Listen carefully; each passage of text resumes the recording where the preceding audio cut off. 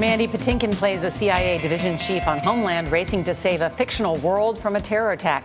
The series airs on Showtime, a division of CBS, but when Mandy recently joined us here at the table, he shared the remarkable true story of his own personal rescue mission, which took him to Greece last month. He helped refugees get ashore on a Greek island. We asked Mandy to describe that journey on a beach and how it has changed his world. I'm not a politician. I'm an actor. I refer to myself as a humanitician. And all I want for myself, my children, and for all people all over the world is to be less afraid. I'd been in Berlin since June 1st, shooting the 5th season of Homeland, where our job, if we're doing it well, in my humble opinion, is to create a poetic version of the real world that's spinning, burning, falling apart around us. So it was early on in the summer when everything exploded out of proportion in Greece and the refugee crisis, which was no surprise to anyone. And I was wanting to go there to see if I could do anything. I went to Greece because I needed to reconnect with reality. I needed to meet a family that was struggling in this real crisis. I wanted to hold a baby in my arms. So we went to Lesbos. 500,000 people had come through Lesbos since the crisis began. These first 2 days that I was there wasn't a single boat that arrived. The final day we were going to the airport and people said, the boats are coming. So we ran. We had about 4 or 5 blocks to run down the beach. And we got there just as the boat was arriving. And it packed with all these people. And they came right on the beach, and the people just started flying out of the boat. I get to the boat, and I walk right up to the boat, and I held the rope to hold the boat, and a father puts his child into my arms. Then she had a face mask on. There you go. How are you?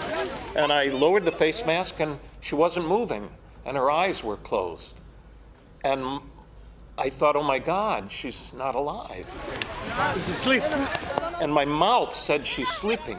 But I remember thinking she was not alive. And then the father started to lose it. He came up and he choked back for a minute. I was trying to find a pulse, but I couldn't.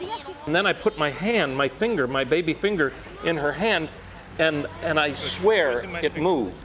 And I thought, oh God, she's alive. And then he just whisked the family away with the crowd, and they were gone. I got this information as I landed in Athens. The IRC protection team followed up with the dad and daughter, and they were taken by ambulance to the hospital. Masoma was born with a breathing disorder, and she suffers from epileptic episodes. At the center, they gave her medications that she needed, and the teams helped coordinate an expedited registration for the whole family. The family was reunited. I was relieved. Yes, American. I saw your movie. You saw the movie? Yeah, Where are you from? Afghanistan. Afghanistan. Yeah, What's at risk if we don't help these people is a moral crisis. That's what's at risk. Welcome to the rest of the world. Fear is the poison of our lives. We're all afraid of so many things.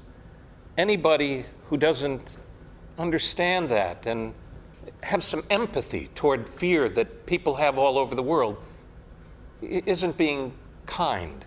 Fear is very real, but there's nothing to be afraid of here. Nothing at all. You're welcome. Our humanity is at risk if we don't take care of these people. Our right to exist is at risk. If you don't help these people, when you are in need, there will be no one, I guarantee you, there will be no one to help you.